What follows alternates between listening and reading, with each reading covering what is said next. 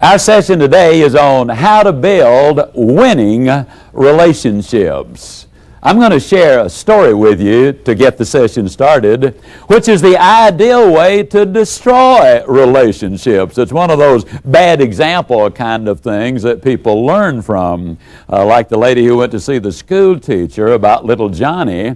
She said, now if little Johnny gets out of line in any way, what you do is you slap the child next to him and Johnny will get the message. Now, that's not exactly the way to endear yourself to anybody.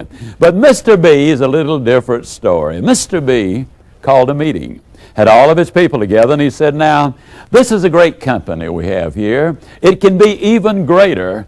What I'm going to do is I'm going to start assuming more of a leadership role by setting the correct example. I'm going to start coming in early. I'll start taking reasonable lunch hours. I will stay until the office is closed. In short, I'm going to be the role model that you need to follow. Oh, it was a wonderful speech. But you know sometimes how those speeches go. After a period of time, you kind of forget all about it. The excitement and enthusiasm dies down just a little bit, and that's exactly what happened. Mr. B was out for lunch one day, and he forgot about the time. Suddenly, he looked at his watch, and he thought to himself, oh boy, I'm supposed to be back to the office in 10 minutes. He hopped up, ran out to the parking lot, hopped in his automobile, scratched off, burned rubber, doing about 90 miles an hour down the freeway, and the long arm of the law entered the picture, gave him a ticket.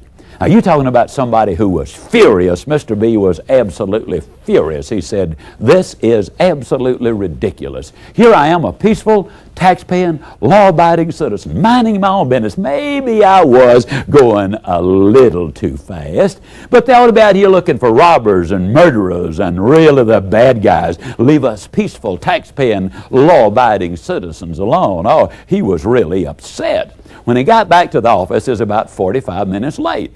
And he did what some people have always done when they get their hand caught in the cookie jar, so to speak. They point yonder so nobody will look at them. In a loud voice, he called for a sales manager. He said, come on in here. I want to talk to you about the Armstrong account. All I want to know is a simple yes or no.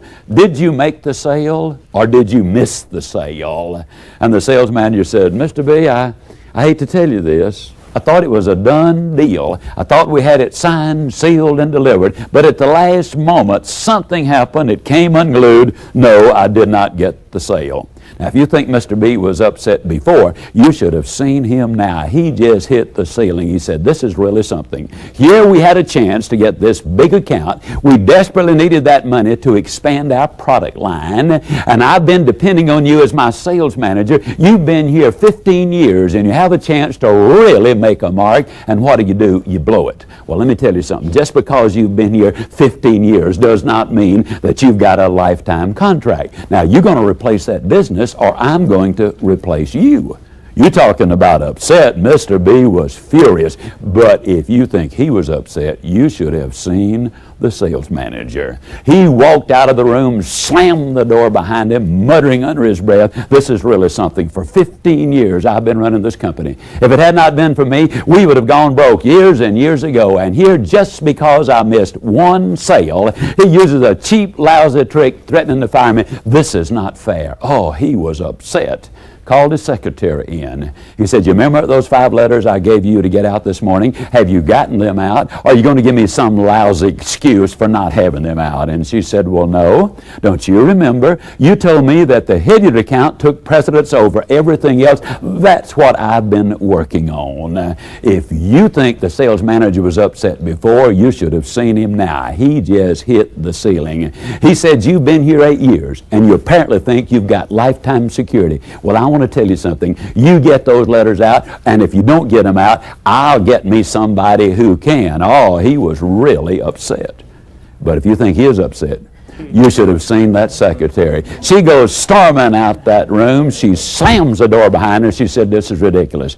8 years I've been here. Just because I cannot do 2 things at once, all of a sudden he gets upset with me, threatening to fire me. And I'm the only one who knows what's going on around here. Hadn't been for me, this company would have gone under years and years ago. And as far as him firing me, as much as I know about him, who does He think he's kidding. Oh, she was upset.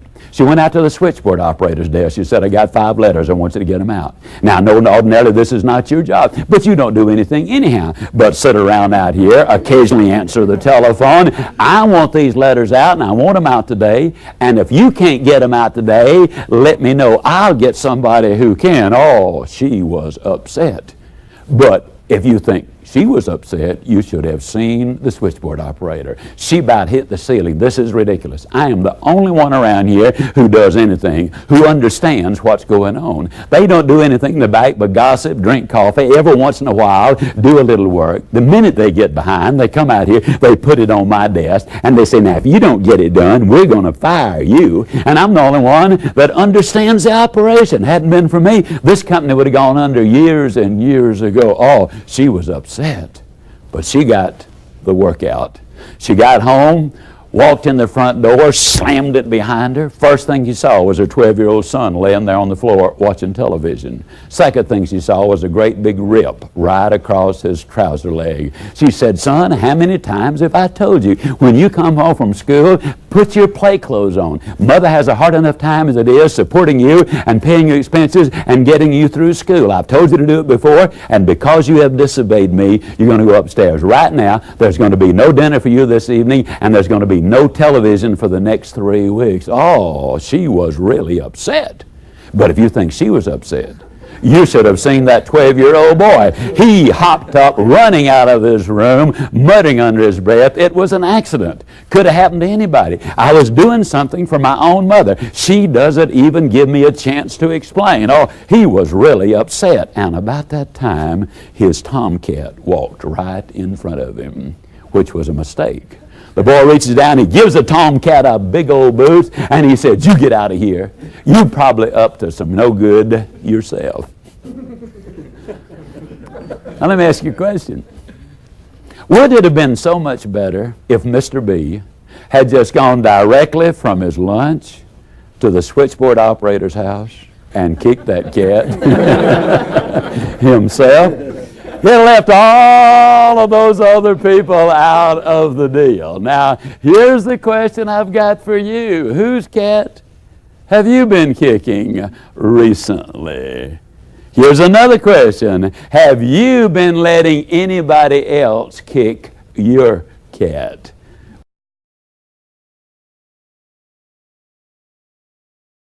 Number one, don't be a cat kicker. In other words, think it through. What kind of an impact will this have not only on the person I'm dealing with, but will that individual go down the line kicking cats and affect the productivity of everybody else? Number two, be a good finder.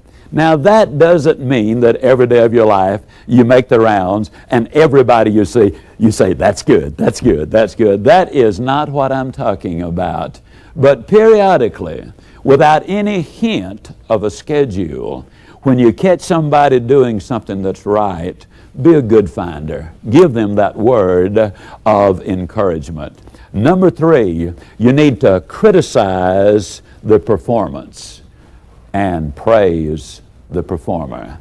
You see, if you understand an individual can do a lousy job, or an individual can do a bad thing, but that does not mean the individual is a lousy individual or a bad individual. One of the phrases I use daily, almost regardless of the subject matter I'm talking about, is let's just all remember that failure is an event. It's not a person. Yesterday ended last night. And just because an individual did not do a good job on the one thing, that really has no bearing on their value as a person. And if we can retain that value as a person in their minds, then their performance will become better and better. That's the way you build those winning relationships.